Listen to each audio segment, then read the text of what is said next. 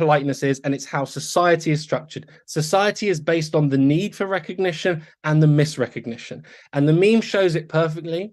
We need to be able to see the other, expect the other to respond to us, but we also every time misjudge that. The other is disgusted by us. They haven't received our thank you the way we expected them to. But nevertheless, it's critical we do try and expect the other to receive our thank you correctly, and it's critical we reject the other's thank you. And this, I think, is the role milk should play in society, not the vegan kind, the psychotics milk, not the far right's uncastrated milk pouring, but this everyday milk as the reminder. And I suppose to finish, I would just say that we all have the trauma of milk. It's not just for women. It's not just for homosexuals. It's not just for trans people. It's not just for post-colonial subjects, right? Everybody was traumatized by the initial experience with milk. And this is the point that we should stick to as psychoanalysts who want to build a universal solidarity for a future that is communist or whatever, and don't fall into the traps of the right and its perversion and the left and its psychosis, but stick to the neuroticism of what Lacan said was the right position. And you can see it in milk. And that's my talk. Thanks, guys. All right. Thank you very much, Professor Baum, for your excellent talk. Muchas gracias, Profesor Baum, por su fascinante charla. Y if you don't mind, we're going to leave the questions for the end of the panel. Vamos a dejar las preguntas para cuando terminen los 5 ponentes, si no les importa. Y entonces ahora vamos a pasar al segundo ponente, que es Frank Ruda, y su charla se titula Sobre el estancamiento. Ruda es catedrático de Filosofía Moderna y Contemporánea en la Universidad de Dundee. Sus publicaciones más recientes incluyen Reading Hegel, que escribió con Slavoj Žižek y Egon Hansa, publicado en Polity en 2021. Otro libro es The Dash, The Other Side of Absolute Knowing, que coescribió con Rebecca Comey en MIT Press en 2018. Un tercer libro es Gegenfreiheit für einen Commission Fatalismus del 2018 y está a punto de salir la traducción en inglés de su libro Indifference and Repetition or Modern Freedom and its Discontents, que se publicará con Fordham University Press este año y llevará un nuevo prefacio del pensador francés Alain Badiou. So Frank, whenever you're ready, the floor is yours. Thank you.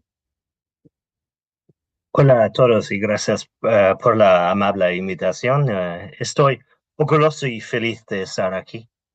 Desafortunadamente, mi español no es suficientemente bueno como para presentar mis siguientes pensamientos en español y tengo que cambiar al inglés. Espero que me perdonen por esto y ahora continuaré in English. I want to briefly speak today about something I'm working on, and my immediate reaction after Alfie's presentation would be, I have questions about China and milk, to be honest, which I'd like to raise later. So what I'm working on is a project, and it's an attempt to understand contemporary society from a certain moment onwards. And the shorthand for this project is that it deals with what I want to refer to as stuckness. What does stuckness mean? The project and what I'm trying to do here is an attempt to understand and examine our conception of history.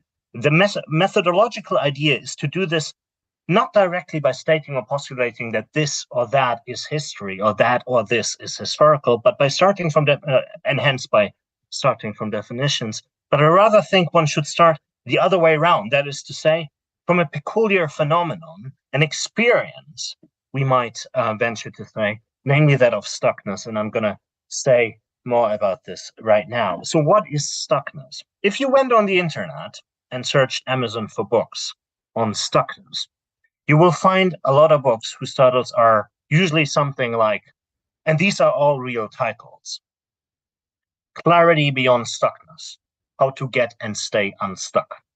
Or eliminate stuckness and elevate your uniqueness. Or the sticky book of stuckness, what is holding you back? Or from stuckness to growth, executive coaching, unlock your leadership potential. So stuckness, at least if Amazon would count for doing research, is something that holds you back, that stands in the way of embracing and elevating your uniqueness and produces unclarity. Getting unstuck, growth, uniqueness is clearly preferable. At least this is what the self-help and coaching literature indicates. Stuckness means to be bogged down, caught always in the same loop, not being creative, not being oneself, cut off from one's potential, always the same routines, always the same rhythms, etc. So stuckness seems to be the name for an inability to change, for an incapacity and incapacitation to transform things in a productive way. Now, what here seems to be an issue on a solely individual level, at least for the self-help literature, attained a kind of global visibility, as we all know, during and because of the most recent pandemic. It put to the halt the planetary dynamics from the movement of people to that of goods, and seemed to have confronted all of us and most of the people on the planet with an imposed form of stuckness that produced massive frustrations and problems of a new kind. Having been stuck at home meant the loss of jobs for many, brought to the fore problems in all forms of social organization, from child caring issues to domestic violence, etc. So stuckness brought to the fore something that was always there, right? I mean, bringing it to the hold just generated a clearer visibility of certain issues. Now, it may surprise you, or maybe totally not, that the pandemic is just the most recent collective experience of stuckness, and by no means one that is that absolutely extraordinary. This might be the reason for why the virus was called SARS-CoV-2 in the first place, which already indicates kind of repetition. It was not as extraordinary as we may have all experienced, and I did totally experience it as massively extraordinary, I admit. At least if one believes accounts of stuckness, of global forms of stuckness that one can find in texts that have been written about 100 or more years ago. For example, the critical theorist Walter Benjamin, in 1933, mind you, that is the year of taking power of the Nazis in Germany, published a text called Experience in Poverty. In it, Benjamin does not address the phenomenon of poverty and what its experience implies. Rather, his main aim is a poverty pertaining to our very structure of experience. And I want to suggest here he thereby articulates something of a theory of collective stuckness, or what he calls poverty of human experience in general. What does this mean? Benjamin begins with an observation about the relationship between generations that I'm tempted to reformulate in the following way. An experience is then really an experience when it changes us, changes something profoundly about our outlook in and of life, for example. When it transforms us, educates us, or offers a new perspective, a new insight, or comes with the emergence of a conviction. Now, Benjamin also observes the following. Young people believe that there are such experiences, so life-changing experiences in the full-blown manner. They are on the lookout for them even. But the older generation is tired of experiences, wants to, as he writes, I quote, liberate themselves from experience, unquote. And one thing that follows from it is that they state that they have experienced it all, everything, all the ideals, all the hopes, all the love, all of it, all the revolutions, and nothing ever changed anything, really. It was all an illusion, Benjamin writes, as if citing the mind of a member of the depicted older generation. What he thereby describes, I think is interesting. It is a way of invalidating all experiences of people in advance, the possibility of experience in advance. It's an absorption of the possibility, or a suspension of the possibility. It's a suspension of the condition of possibility of experience, to speak momentarily a bit like Kant. It will ultimately have all meant nothing, or all be the same. It is a disillusioned account of experience, a sober one that basically assumes that whatever we think is an experience, of change will prove to not have been one in the long run. Right? Benjamin's argument is thus there is no longer any true experience in such a view. Everything always amounts to the same. We have ideals, we learn there are ideals, and that's not really adaptable in and by the world we live in. It's all disillusionment, right? Whatever. There is a new medium. It's amazing, but ultimately it sucks. The illusion is thus that there is something else than stuckness. That's the illusion of Benjamin diagnosis, that we could get unstuck, but we're stuck in an endless generational repetition of ideals that will be disappointed. So we should listen to the sober and older ones and not hang up our hopes too high. It is just what it is, similar to the modification of the famous saying by Jules Claretie, namely, if you're not a socialist by the time you're 20, you have no heart. But if you are not a conservative by the time you're 40, you have no brain. In this sense, we have always already reached what Hegel once was supposed to have called the end of history. This formulation of the end of history was then afterwards taken up by the Japanese, as you all know, philosopher Francis Fukuyama, who gave it a specific twist, which resonates with Benjamin's diagnosis that after all the experiences of the 20th century, it's clear that the best of all worlds is a political form that offers us participatory choices, hence parliamentary democracy, and allows for individual striving, hence liberal market economy. We have tried all other things. We learned they do not work. Let's not try any other things anymore. It will always end up the same way anyhow. Right? That's the poverty of experience in a social and historical dimension. This means even if the present system is not great, Alain Badiou has repeatedly made that point that capitalism is one of the systems where one can very easily say it sucks and it does not change anything. So we do not even have to defend this as the best system. We can say it's horrible, but it nevertheless works. It is the only one that works, so we have to get used to being stuck with that. Benjamin's account of disestablished poverty, improvisation of, and one could even say animosity towards collective and individual experience, had been prefigured by an analysis of modern society that one can find in one, I think, the most of his relevant predecessors, namely in the work of Karl Marx. Marx's account of stuckness, I believe, is linked to the very ways in which he describes the implementation of bourgeois society, or in short, what he refers to as the capitalist mode of production. This type of modern society, so capitalism, came into being as a result of the French bourgeois revolution, here bourgeois and less revolution, which debunked previously existing monarchy and feudal structures and brought the bourgeoisie to power under the banner of liberty, equality, and solidarity, as we all know, and surprisingly only realized what Marx called an incomplete revolution. Why incomplete? Because the French Revolution certainly changed who was in power, but not the structure of power per se. It replaced the monarch with a group of people, and they're often not even heads of states, even though quite influential.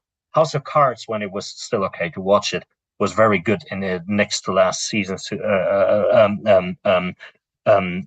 depicting the structure, but it did not change the general operating system of power. So that revolution did not change that general system of power. Modern society thereby historically comes into being and is endowed with a peculiar structural feature. It relies on change, even on constant self-transformation, but at the same time, this change does leave certain things untouched. The symptom of this, namely the very form of change.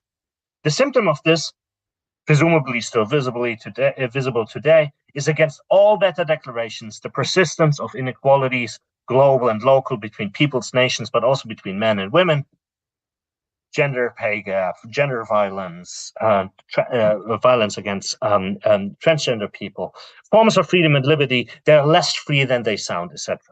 Just think about how much we're surveilled when we're supposed to freely search for things on the internet.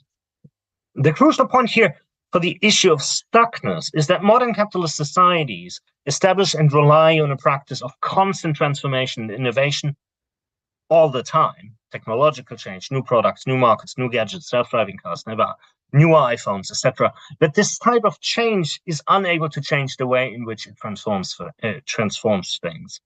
It is a form of transformation of society which does constantly transform society so that society never changes. It constantly revolutionizes everything so that nothing ever changes. It substantializes the form of change. So we are stuck in a constant movement in which the same old problems keep repeating. Here, in Marx's account, change becomes a sort of defense mechanism against change. We can transform everything in society as long as the GDP does not drop, and general capital growth is, for example, not something that could be discussed. And these are just empirical symptoms of what I'm formally describing. For Marx, this brings us to two further complications. The first one is that the present society presents itself as the only viable and possible outcome of historical development. It naturalizes, as he says, literally says, itself, presents itself as if fully adequate to human nature, and thereby it again, that's again him, eternalizes himself, makes it appear as if it could go on like this forever. In this sense, we have already been stuck with modern capitalism for the perspective, or from the perspective of modern capitalism. There was never any other problem. So what we're stuck with here is the mode of change that we seem to be unable to change. We are stuck in movement, as it were. In this sense, we could say we are all already living in our own future, even if that sounds a bit sci-fi, but the future will be our past, is our present. But maybe this is just the best imaginable future. Here I want to make my last point in reference to a thinker from contemporary philosophy, namely the French theorist of catastrophe, Jean-Pierre Dupuy.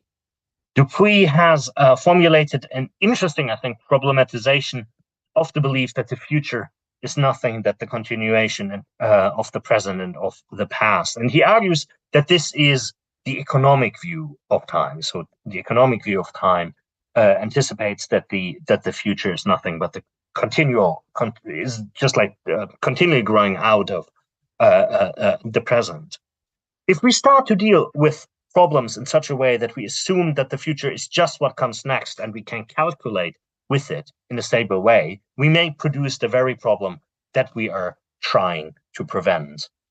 And think just of ecological issues in that sense. But what do I mean by this? And again, think about this in ecological terms. Dupuy has made the case that if we, for example, start dealing with the ecological crisis in such a way that we think everything will remain stable until a certain tipping point is reached, and so our collective strategy should be to avoid reaching this very tipping point, this very understanding of the problem might bring about the very catastrophe that we seek to avoid.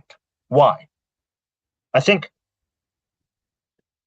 let me tell you a brief joke to elucidate this point. Let's say I go to the city and shop, and surprisingly enough, when I enter the supermarket, I see from afar what I can only identify as death.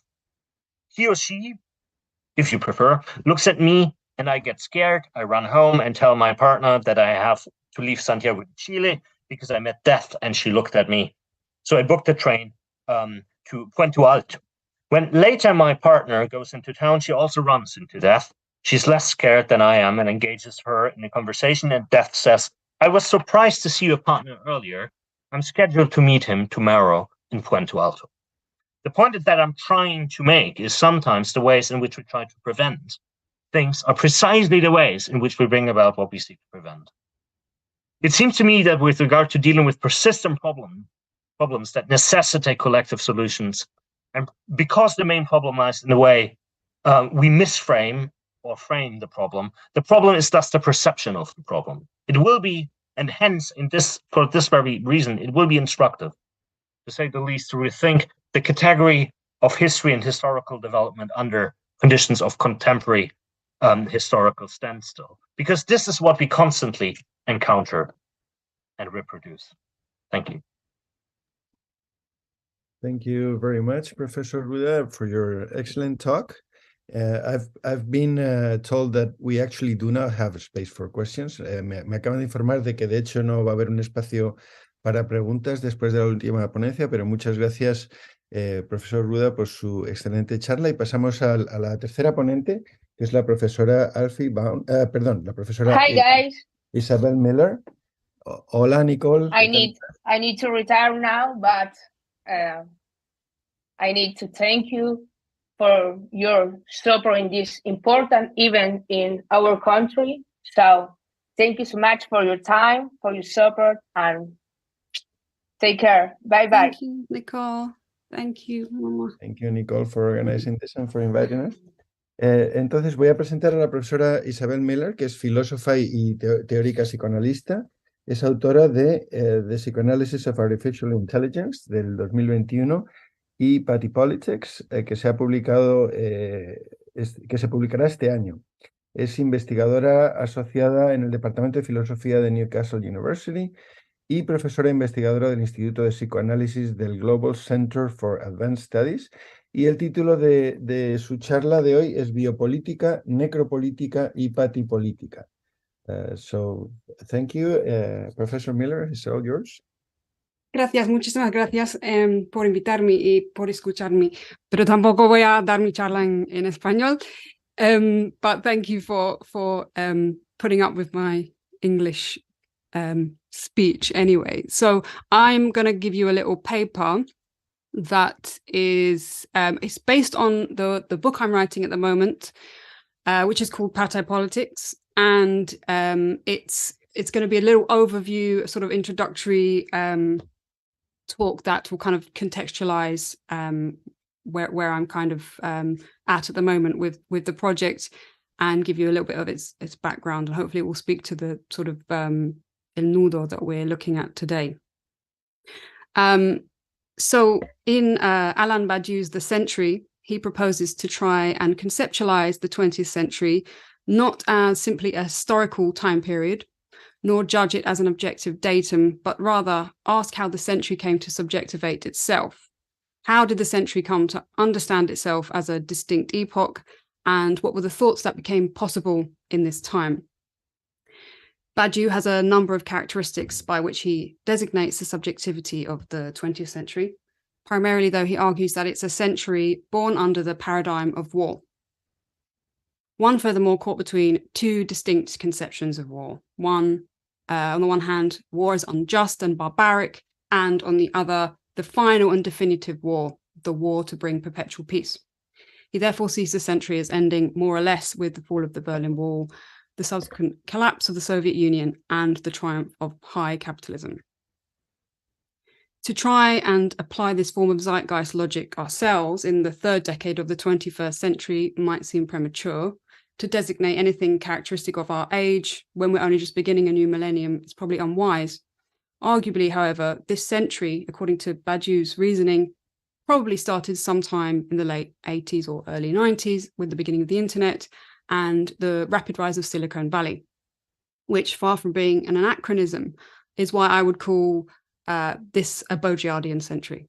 That's to say, every notable and historically distinct societal phenomenon that we're currently living through can one way or another be attributed to that moment when the stakes of civilization took the exponential step into the digital realm and crucially into the era of artificial intelligence.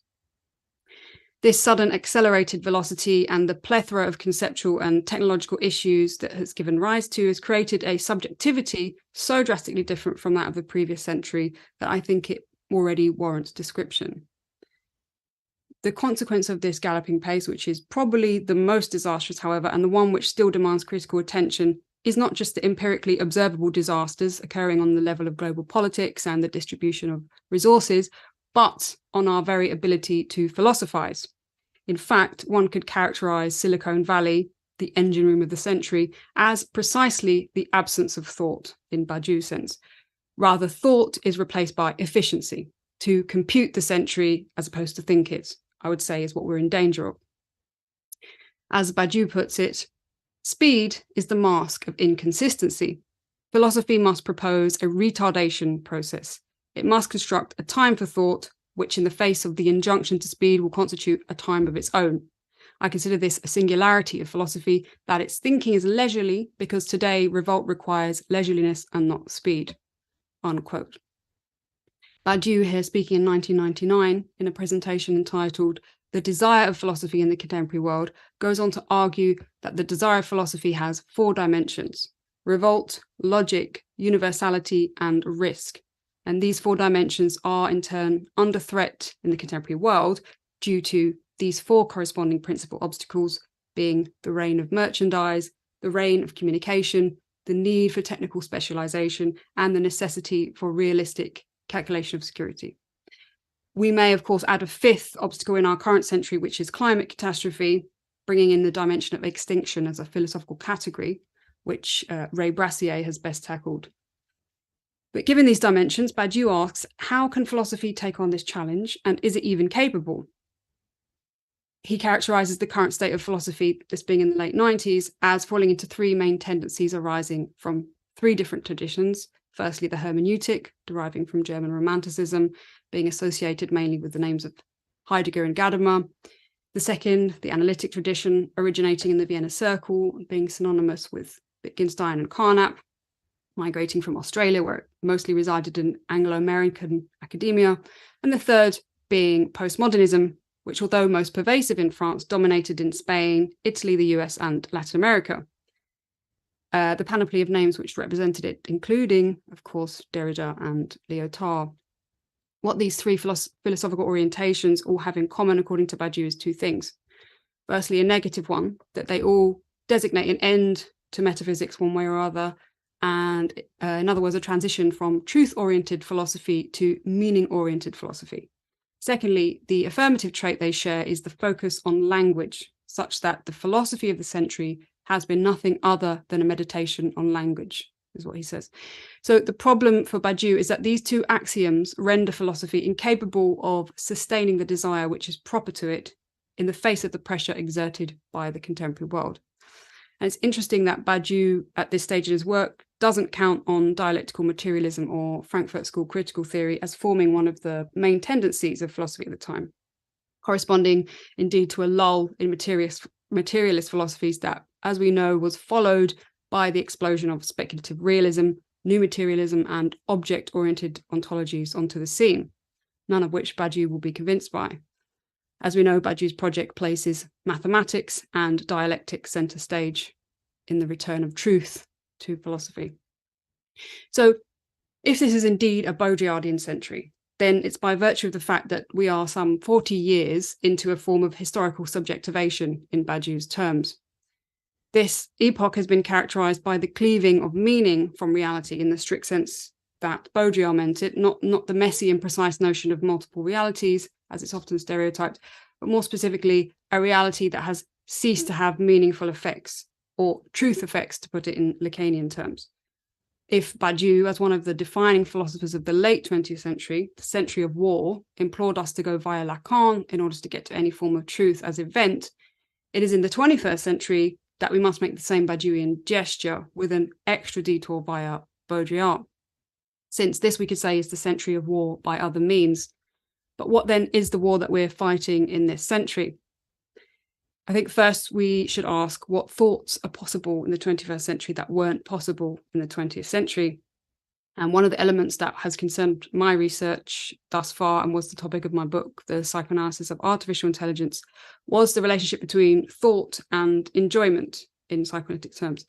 In other words, how can psychoanalysis be productively put into conversation with the questions and problematics arising from this century's predominant preoccupation, artificial intelligence? And crucially, how are we to position the subject within the epistemological, ethical, and ontological series of problems that AI presents us with? So in the book, among other problems, which I don't have time to go into here, the concept of pathai-politics emerged, and patio from the Latin to suffer, and which is, of course, the other side of jouissance in Lacanian terms. And this is the concept that I'm developing into a paradigm in the book that I'm writing now, and it tries to express something that I believe is characteristic of our contemporary condition, and I think different from previous epochs. Drawing on the lineage of Foucault's biopolitics and Membe's necropolitics, I came upon the idea of pathai-politics as a sort of Aufhebung from the politics of life, death, and eventually into the domain of sex. And if we're to follow the logic of the Freudo-Lacanian clinic, that we're no longer a society of Freudian neurotics, but rather we're now Lacanian ordinary psychotics laboring under the incessant and traumatic injunction an incitation to enjoy, then paterpolitics represents our current mode of subjectivation. Paterpolitics emerged largely in relation to the problematic and speculative notion of embodied artificial intelligence in the book as a sexual object and indeed an enjoying subject, one which forces us to examine the inherent psychoanalytic problems of the body, the unconscious, and fantasy, which come into relief with our current obsession with the possibility of artificially intelligent life forms. This puts us face to face with the psychoanalytic object as residing in the unknowable or inhuman other, which is an object which has been an abiding obsession in literary and philosophical thought for centuries.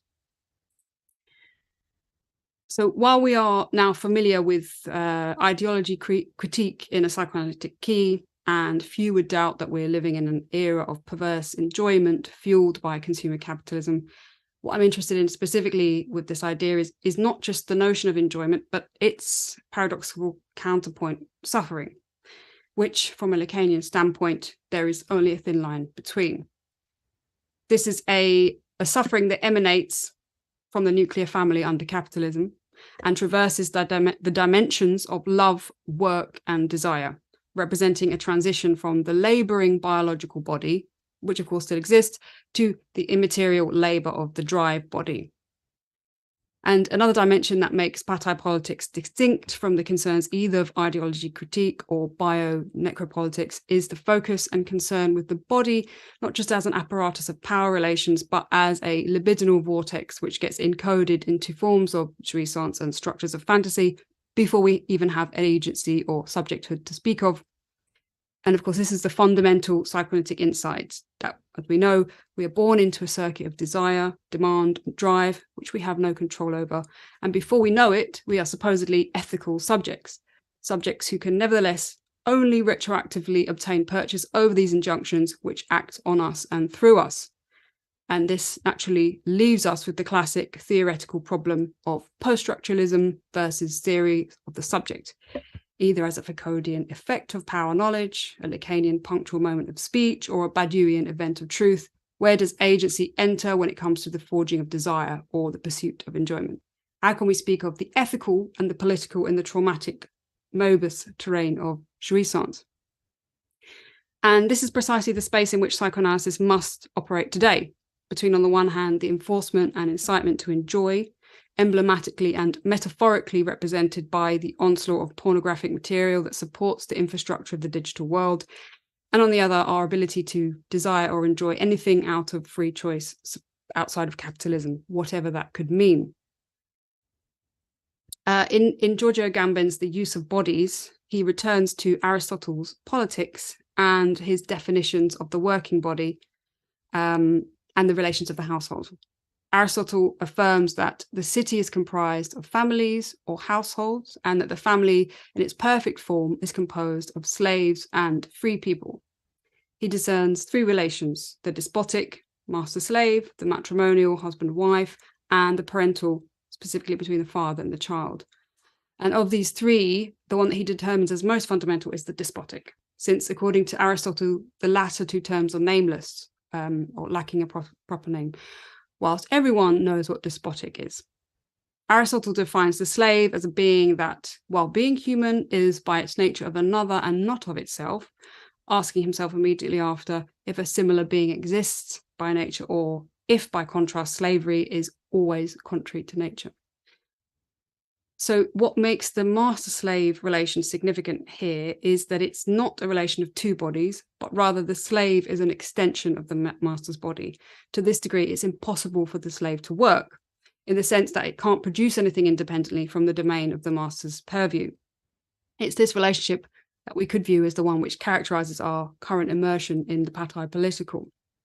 As Agamben points out, Hannah Arendt recalls the difference between the ancient concept of slavery and that of the moderns. Quote, while for the latter, the slave is a means of procuring labour power at a good price with the goal of profits. For the ancient, it was a matter of eliminating labour from the properly human life, which was incompatible with it, and which slaves, by taking it upon themselves, rendered possible. Unquote. So if today we are simply the extension of the master's body, how is the properly human life possible at all? Patapolitics in this regard also attempts to return to some classical philosophical questions with the good life, and accordingly Adorno's suspicion that the wrong life cannot be lived rightly. Lacan famously said in Seminar 11, excuse my language, "I'm speaking to you now, but I could just as easily be fucking." This dictum has become a common refrain to try to express the discursive nature of the sexual and the sexual nature of discourse. But more fundamentally, Lacan was trying to express the structural impossibility that gives rise to the speaking subject. That we speak is often hidden behind what is said, to paraphrase from Radiophony. Given that we're now fully subsumed in a discursive network, which, in Baudrillard's meaning of the term, puts us obscenely at the mercy of total administration under techno-capitalism, and if we were to understand sexual discourse as metonymic for our own unique form of enjoyment as opposed to actual sexual activity, how do we know the difference between when we are fucking and when we are labouring? How is it even possible to know what that is anymore? With the relentless uncovering of taboo and relinquishing of inhibition, where does this leave the negativity of the unconscious as a space of subjectivity? In this sense, we may see Foucault's turn to the care of the self via esquisses as a method of escape from enforced enjoyment. And as Baudrillard puts it somewhat provocatively, one may in fact argue that forcing the other to have pleasure, to feel rapture, is in fact the height of rape, and more serious than forcing the other to give you pleasure. At any rate, this brings out the absurdity of this entire problematic. Sexual harassment marks the arrival of this on the scene of an impotent victim sexuality, a sexuality impotent to constitute itself either as an object or as a subject of desire in its paranoid wish for identity and difference. It's no longer decency which is threatened with violation, but sex, or rather sexist idiocy, which takes the law into its own hands, unquote. So what Baudrillard perhaps jarringly puts his finger on here is the paradoxical terrain of jouissance, that far from being merely a source of pleasure, it exists as a traumatic force which unsettles us and drives our behavior despite our knowing better or wanting otherwise. And this is the crucial point underlying the horror of sexual abuse and exploitation, that not only does it abuse the body and mind of the victim, but it preys upon their very capacity to enjoy, can form it, deform it, or even destroy it completely. And this seems to me to be Baudrillard's humane recognition here, one that still remains elusive for a legal system and a culture that continues to ask after a victim's culpability in their own violation. In this precise sense, the Patapolitical tries to get to grips with the logical development of Lyotard's concern with the worker and his beloved sausage meat. How have we become the impotent victims of our own treacherous enjoyment, and what is to be done? And I'll leave it there. Okay, thank you very much, Professor Miller. We look forward to reading more about your concept of Patapolitics in your upcoming book. I've been super intrigued since I got the title to learn more about what it meant. Thank you so much. Muchas gracias, profesora Miller, por su excelente presentación sobre el nuevo concepto de Patapolitics. Y vamos a pasar a la siguiente ponencia, que es del profesor Brian Daniel Williams. El título es Literatura y Política, Intención y Normativa, o Intención y Reglamento, como lo quieran llamar. El profesor Williams es profesor asociado de literatura en la Facultad de Humanidades y Ciencias Sociales de la Universidad de Split, en Croacia. Es autor de 5 libros académicos y los 3 más recientes son Sham Ruins, A User's Guide, publicado en el 22, Speculative Realism and Science Fiction en el 17 y Shooting the Moon en el 2015. Es cofundador de Look Publications y ha comisionado exposiciones de obras de nuevos medios en Croacia y Eslovenia. Recibió una beca del Premio Europeo de Literatura por su traducción de Galerías de Bellas Artes de Osijek y también de Estudios y Ruinas de Luka Bekavac. Y es autor de la novela Henry, que se publicó con Zero Books en el 2017 y es parte del proyecto Tulsa Looper del cineasta Peter Greenaway. Entonces, Brian, whenever you're ready. Okay, thank you very much, Ignacio, for that and for moderating everything here. And thank you to everyone here at the Feria del Libro for having us, to Nicole for the invitation, and of course to our fellow presenters here for teaching me so much this evening, at least where I am. So tonight, I'm going to be addressing a question that attempts to sort of bridge the gap between the humanities and the social sciences. I'm going to be asking a kind of naive question. Can literature, meaning novels and stories, actually cause concrete change to a country's legal policies? In other words, I'm interested in literature that has directly changed laws. Now, this is quite a narrow and, of course, as I said, naive idea of what political art can be. However, I suggest that by first narrowing down the sort of definition of political literature, we can then better understand some of the broader ways that art can lead to change. So, I don't know, to begin, for Jean-Paul Sartre, this old definition between autonomous literature and engaged literature is quite clear. So when a writer of engaged literature speaks, this is what Sartre says, he fires. He may be silent, but since he has chosen to fire, he must do it like a man, by aiming at targets and not like a child, at random, by shutting his eyes and firing merely for the pleasure of hearing the shot go off. Now, along with the clear chauvinism of this quote, Sartre differentiates between the aesthetic writer, who merely loves to hear their own voice, and the committed, engaged writer who weaponizes their words in order to attack targets of their own choosing. Yet, the belief in the ability of committed writing to change the world has fallen flat. This loss of belief is, at least in part, because Sartre thinks that for the committed writer, words are action, which means that to reveal is to change. However, of course, many of the problems of the world have already been revealed, such as racism, sexism, and ecological collapse, but they still continue. So revealing doesn't create change. One of the problems of thinking that revealing leads to change is that this kind of literature, in the words of the poet Juliana Spar, is on its own and in isolation from the political institutions it aims to affect. Thus, a reformulation of the political writer is needed, one that is not just about revealing problems, but about changing them. And by change, what I mean is actual change to a system, for example, to a country's political and legal system, rather than just changes in hearts and minds, no matter how important or necessary that might be.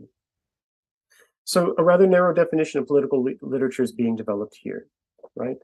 This quite narrow definition is going to help with expanding their understanding of what literature and art can and cannot do. However, we don't really need to abandon Sartre's thought totally, because there's another important aspect of his argument that I haven't really talked about or haven't thought about yet. As said earlier, committed literature is not literature written just at random, but rather literature deliberately aimed at a specific target. To clarify this importance, sorry, my cat is destroying my couch in order to try and get some attention here. To clarify this, I'm going to throw a pencil at him. To clarify this importance, we can look at some famous examples of the connection between literature and changing laws. For example, we can talk about the obscenity trials for the publication of D.H. Lawrence's book, Lady Chatterley's Lover, in 1960 was the trial, as well as the 1962 trial of Henry Miller's Tropic of Cancer. But these examples fail Sartre's definition of committed literature because they were not specifically aimed, these books were not written as specifically aimed at existing laws in order to change them. So, for example, in the case of D.H. Lawrence, he says, this is a quote from the author, "As a novelist, I feel it is the change inside the individual which is my real concern. The great social change interests me and troubles me, but it is not my field. I know a change is coming, and I know we must have a more generous, more humane system based on the life values and not on the money values." Thus, D.H. Lawrence is not a political writer in the narrow sense that I'm talking about. Instead, I'm interested in literature which has been part of the process of changing a policy, and that this literature is specifically targeting this policy. So, in North American literature, a number of novels such as Uncle Tom's Cabin and To Kill a Mockingbird are seen to have had direct consequences on legislation. Another figure who does this is Upton Sinclair. So he was writing mainly in the first half of the 20th century, and he's famously known as what's called a muckraker, which means a kind of early investigative journalist who exposes injustices wherever they are found. Much of this author, Upton Sinclair's fiction, has muckraking tendencies, including a novel of his called Manassas, a Novel of War, which targeted wage slavery. But it wasn't until the publication of his novel The Jungle in 1906 that the kind of connection between literature and politics that I'm looking at was formed. So The Jungle was specifically aimed at changing the laws governing working conditions, especially in the meatpacking industry. Taking place in Chicago, the novel tells the story of Lithuanian immigrant Jurgis Rudkis, who gets a job in a meatpacking plant. However, after an injury due to the terrible working conditions, falling pay, and the rape of his wife by her boss, Jurgis falls into a life of alcoholism, violence, and crime, as his wife Ona becomes a sex worker in order to support their children. The novel doesn't end in tragedy, however, because Jurgis eventually gets involved with a number of immigrant socialists who eventually convert him through many passionate speeches to their cause.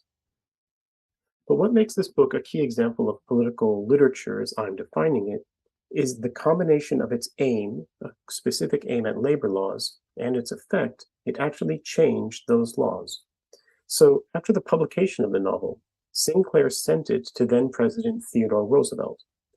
One of the current targets of Roosevelt's politics at the time were trusts, such as the Beef Trust, which were kind of organizations which kept the prices that farmers got for their cattle low and the prices consumers paid for their goods quite high. Roosevelt was against this. And when he saw and read Sinclair's novel, based on the reports he read in the novel, he ordered the Department of Agriculture to investigate these charges. And this resulted in the passing of what is today the Food and Drug Administration, or the creation of the Food and Drug Administration, which was originally done in 1906. So The Jungle falls into the strict definition of political literature that I'm developing, a text that it intentionally was directed at a specific law and then became a strong factor in the changing of that law. And the author of that novel, Sinclair, didn't stop there. So he used the profit of the sale of that novel to construct the socialist village of the Helicon Home Colony. And then, as part of his 1933 campaign for governor of California, he published the utopian novel, which is called I, Governor of California, and How I Ended Poverty, a True Story of the Future. However, in the South American context, the connection between politics and literature is given even greater force, and this is my final example here, by the Brazilian author Jorge Amado. So despite the author's claims that I'm only a storyteller, Amado wrote many social realist novels dealing with the lives of the cocoa workers in his native state of Bahia. The author's lifelong involvement in the Brazilian Communist Party also resulted in numerous periods of imprisonment and exile. Yet, despite, as he claimed, being only a storyteller, a direct influence of literature on politics can be seen, for example, in how he treats the traditional Afro-Brazilian religion in his novel Sea of Death, published in 1936, especially in form of this kind of one of the main characters of the novel, actually, this water spirit, Yemanja. And then the author, Amado, after being elected to the Brazilian National Assembly in 1946, he successfully sponsored legislation that was calling for the freedom of religion in Brazil. So with Amado, we have an author who is writing about religious freedom in the novel, respecting traditional beliefs, and then upon entering politics himself, at least for the 2 years before he was forced into exile in France, he developed policy to enforce the liberation that his own novel proposed. This is the epitome of what this narrow and quite naive definition of political literature implies, a direct line between intention and policy. This is not the only way to change policy, and not even the most important, but it is a key tool for beginning to think through the various ways that literature can help change the world, and to wonder about what art now will be changing the laws of tomorrow. Thank you. Thank you very much, Professor Williams. Muchísimas gracias por su charla sobre la literatura que puede cambiar la legislación. Y ahora vamos a cerrar el panel con la charla de Andrea Perunivich. El título de su ponencia es Perder la confianza. Y el profesor Perunivich es investigador del Instituto de Filosofía y Teoría Social de la Universidad de Belgrado. Comenzó sus estudios de doctorado en la División de Filosofía, Arte y Pensamiento Crítico de la Escuela Europea de Posgrado en Suiza y obtuvo su doctorado en Filosofía de la Universidad París 8 en Francia. Y su investigación actual se centra en los espacios de intersección entre la filosofía, la teoría psicoanalítica y el pensamiento francófono contemporáneo. So, Andrea, whenever you're ready, and sorry, I forgot to welcome you to the panel and took me a while to accept you in, so sorry about that. No worries. Thank you so much, and thanks for the invitation to this terrific event. Yes, so the title of my talk, as Ignacio has kindly introduced it, is Losing Confidence. If anybody saw in it an announcement of something tragical, of a forthcoming rupture and grief, she or he wasn't totally wrong. Losing confidence is indeed a vertiginous fall of a kind. Yet this talk won't be all about despair and hopelessness. There will be also some elements of what Zizek, repeating Agamben's formulation, calls the courage of hopelessness. Therefore, losing confidence is also about distrust and defiance, about disobedience and insubordination. So very well, losing confidence, okay? But not just anyhow.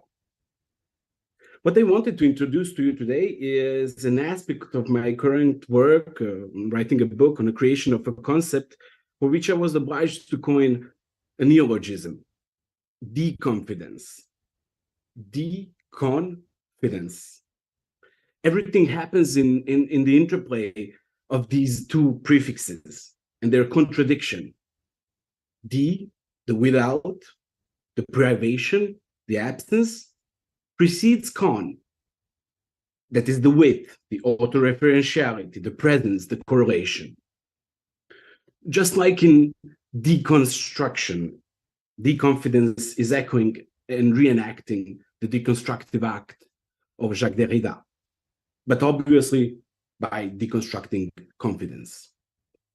Yet this deconstruction must begin with the clarification on what confidence is, why it poses problems, why it should be addressed in the first place, and so on. So let's try to begin. The common sense commands to one and all: be confident, believe, have faith, cherish certitude, loyalty, and reliance. Take trust as the sole socially desirable way of being with others. Gain credit and inspire credibility.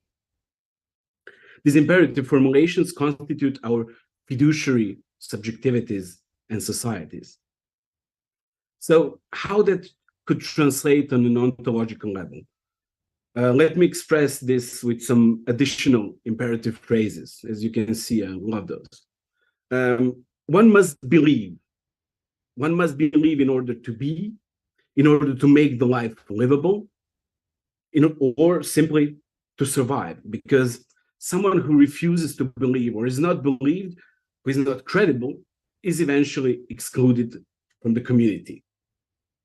So these are the foundational stereotypes of the bon sens that we inherit from Descartes and furthermore from the Enlightenment. They seemingly cover everything today, from belief, for example, that the chair in front of us is solid enough for us to sit on it. We rely on its solidity. We rarely hesitate before we sit, do we? To a belief that there is some higher entity, a God, for example, that could offer us consolation for the anxiety that we experience in our everyday existences. In short, my claim about confidence is that a great majority of us, or all of us, find, or again must find, is violently obliged to find and to adopt some kind of consolation that is coming to us through belief and confidence. And so we're inclined to believe all kinds of things. That stretches from the basic self-confidence in everyday life, promoted by life coaches and popular psychology, all up to reptilian shapeshifters, chemtrails, and microchips in vaccines that we encounter in conspiracy theories. More seriously, religion, of course, is based on faith, on a set of beliefs, on confidence, but this is also the case for the neoliberal state and its institutions. Capitalism itself runs on confidence and trust, on the consolation that we find paradoxically in guilt, which is the central ingredient of psychic life under capitalism, as Walter Benjamin teaches us. Therefore, we must believe in others and appear as credible in front of others. The common sense imposes confidence and trust as necessary conditions for any functional or good society whatsoever. Therefore, confidence should be understood as a conceptual glue that holds together both the subject and the society as such. But of course, it glues them in such way that to produce domination and hegemony. Jacques Lacan recognized something similar when he proposed in the Seminar 21, entitled Les Noms du Père, that one must be dupe in order to stick to the structure that is a relation to a certain knowledge, Lacan will say. And this knowledge, of course, is the knowledge of the unconscious, the symbolic knowledge. This is how confidence works. We stick to the unconscious, we let ourselves to be conned by the unconscious. That is simply the way we become sedentary subjects of society. Yet those who are struggling not to be dupe of the unconscious, the non-dupes, are condemned to be voyagers, to adopt the ontological status of a traveler, and to make their life become a voyage. The non-dupes are thus like in a foreign land, in the down-to-earth, lower world, like say Lacan. But in their wanderings, the non-dupes are making an error. Their wanderings sum up in an error. The non-dupes are mistaken. They fail to live their speaking being, their par-l'être, and instead they introduce the function of the stranger, the third instance in the symbolic order itself. The non-dupes subordinate the imaginary that they have created to the big other. The imaginary of the non-dupe is always already an intuition of what is to be symbolized. Likewise, by creating what Alenka Zupancic calls the other of the big other, they become the ultimate guarantors of the symbolic order. So what this means for our problem of confidence? Does this mean that by losing confidence, we are becoming non-dupes? Not quite, and luckily so. To try to answer, we must go back to the common sense, and more specifically to our contemporary context. In the last years, we're constantly being told that we live in an era of mistrust. Mistrust in science, for example, during the COVID or concerning climate change, or more anecdotally look at all those flat earthers and stuff. Then mistrust in media, with the crisis of traditional media as the effect of the emergence of fake news and the so-called post-truth, whatever. And finally, mistrust in institutions, the crisis of parliamentary democracy in particular. Those are all integral parts of our contemporary social and political lives. But let's think then, is mistrust the simple negation of trust, the opposite of confidence, as the common sense claims? Having all those examples in mind, I would dare to say no. Mistrust is rather what Hegel calls a determinate negation, a determinate negation of trust that sublates trust, and by adjoining to it the negative prefix mis, makes it even stronger and more persuasive. Thus, the non-dupes are actually way more duped than the dupes. Some psychic phenomena described by psychoanalysis, like denial or fetishist disavowal, confirm exactly this hypothesis. Furthermore, the psychoanalytic interpretation of mistrust that we see in the Freudian notions of Misstrauen and Unglauben, the latter being a subject of a very important rereading by Lacan, show how transgressive, mistrustful attitudes are characterized by surplus enjoyment, by the enjoyment that is brought up in the creation of the surplus meanings, which points sometimes to the objet petita and on other occasions runs straight to the obscene thing, das Ding. To sum up, in mistrust, the nexus of pleasure reality principles that was regulating the psychic life of trust is gradually transformed into explosive jouissance. Simultaneously, the neurotic structure of trust is transformed into a psychotic one, a paranoid structure of mistrust. The structure changes somehow, yet its subject inevitably keeps sticking to it. So trust and mistrust keep coexisting, always at the same time. But let's see what the consequences of that situation could be. Thought between confidence and non-confidence, trust and mistrust, entangled in a situation that recalls the Hegelian spurious infinity. It is thinking that is gradually condemned to perish. Obedience is transformed into a well-camouflaged yet fundamental virtue, and the doors are left wide open for an almost unrestricted social domination. Deconfidence appears precisely on this scene. When we succeed to become aware of such disposition of confidence and unconfidence, trust and mistrust, we already start losing confidence. Nevertheless, this opens many questions, as you can suppose. Is there something that is left behind the process of losing confidence, or can this movement of deconstructing confidence be brought to an end in the first place? Is losing confidence a way of getting out of the fiduciary totality? We could claim that there is no issue out of the apparatic architecture of confidence.